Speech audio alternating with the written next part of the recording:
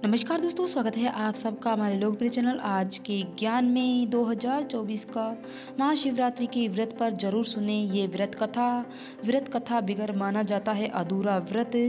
जाने महाशिवरात्रि के बहुत अधिक मान्यता है। इसे साल 8 मार्च को महाशिवरात्रि का पावन पर्व है। धार्मिक मान्यताओं के अनुसार इस दिन भगवान शंकर और माता पार्वती का विवाह हुआ था। महाशिवरात्रि के दिन विधि विधान से भगवान शंकर की पूजा अर्चना करने से सारी मनोकामनाएं पूर्ण होती है। महाशिवरात्रि का व्रत का पारण करने से पहले व्यक्ति को महाशिवरात्रि व्रत कथा पाठ करना अवश्य है। धार्मिक मान्यताओं के अनुसार व्रत का पाठ करने से शुभ फल की प्राप्ति होती है। कथा प्रारंभ करने वाले हैं तो वीडियो में लास्ट तक बने रहें। अगर आप सबने हमारा चैनल सब्सक्राइब नहीं किया तो चैनल सब्सक्राइब कर ले। कथा प्रारंभ करते हैं। शिव पुराण के अनुसार प्राचीन काल में चित्रभूम नाम का एक शिकारी था। जानवरों की हत्या कर वह अपने परिवार का पालन करता था।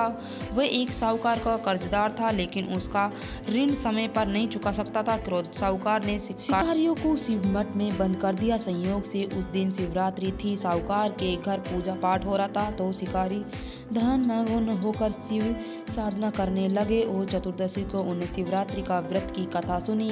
शाम होते ही साहूकार ने उसे अपने पास बुलाया और ऋण चुकाने के विषय में बताया। साहूकार अगले दिन सारा ऋण लौटा देने का वचन देकर बंधन से टूट गया। अपनी दिनचर्या की भक्ति से जंगल में शिकार के लिए निकल गया, लेकिन दिन भर बांदी गृह में रहने के कारण भूख प्यास से व्याकुल था। शिकारी खोजते हुए वह बाहर आ गया। बताते कि जब अंधेरा हो गया तो उसने विचार किया कि रात जंगल में ही बितानी पड़ेगी। वह वन एक तालाब के किनारे था। एक बेल का पेड़ भी था। रात्रि भोजन का इंतजार किया। कल्प वृक्ष के नीचे शिवलिंग थी जो बेलपत्र को ढके हुआ था। शिकारी को उसका पता न चला। पढ़ने से समय उसने टहनियां तोड़ी। वे संगों से शिवलिंग पर गिरती चली गई। इस प्रकार दिन भर भूखा प्यासा शिकारी का व्रत भी हो गया और शिवलिंग पर बेलपत्र भी चढ़ गया। एक पहर रात्रि बीत जाने पर एक गृहिणी हिरण तालाब पर पानी पीने पहुंची। शिकारी ने धनुष पर तीर चढ़ाकर जो ही प्रचंड खींचा।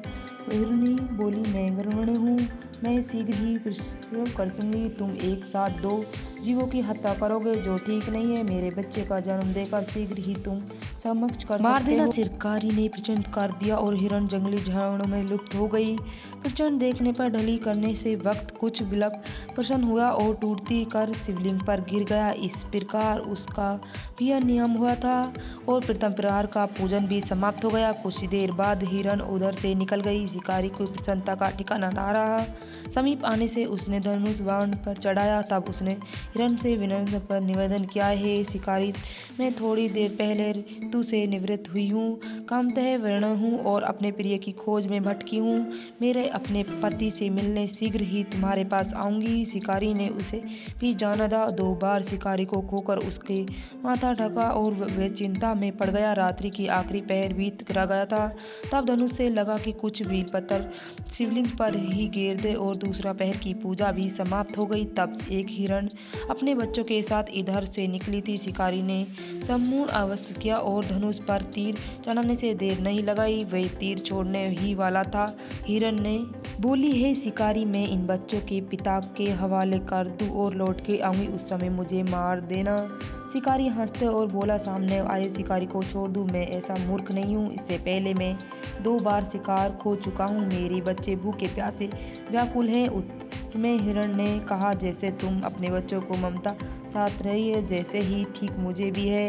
हे शिकारी, मेरा विश्वास करो, मैं उन्हें पिता के पास छोड़कर तुरंत लौटने की प्रतिज्ञा करती हूँ। हिरण के दिव्य स्वर्ग से शिकारी को उस पर दया आ गई। उसने मृग को भी जाने दिया। शिकारी का अभाव तथा भूख प्यास से व्याकुल शिकारी अनजाने में बेलपत्र पर बैठकर बेलपत्र तोड़ के नीचे फेंकता रहा। से एक हष्ट पुष्ट मृग से रास्ता आया था। शिकारी ने सोच लिया कि इसका शिकार मैं अवश्य करूंगा।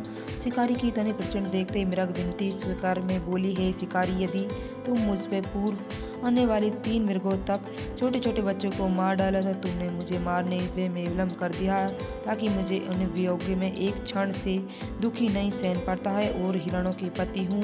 यदि तुम उनके जीवन दान दिया है तो मुझे भी कुछ क्षण का जीवन देने की कृपा करें। मैं उनसे मिलकर तुम्हें समक्ष उपस्थित होंगी।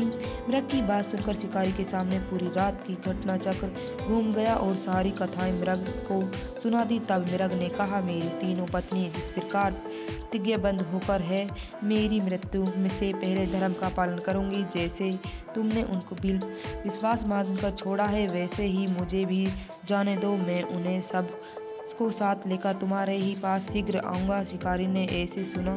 इस प्रकार वह भी गया। उपवास रात्रि जागरण तक शिवलिंग पर बेलपत्र चढ़ाने से अनजान ही शिवरात्रि की पूजा पूर्ण हुई, पर अनजाने में हुई गलती पूजा का परिणाम उसे तत्काल मिला। शिकारी को हिंसा हृदय निर्मल हो गया और उन्हें भक्त शक्ति का वास हो गया। थोड़ी ही देर बाद मृग सपरिवार शिकार के समक्ष उपस्थित हो गया। तब तक उन्होंने शिकार किया, किंतु जंगली पशुओं की ऐसी सत्य और सामूहिक प्रेम भाव देखकर शिकारी को बड़ी गलती हुई और उसने परिवार को जीवन दान दिया।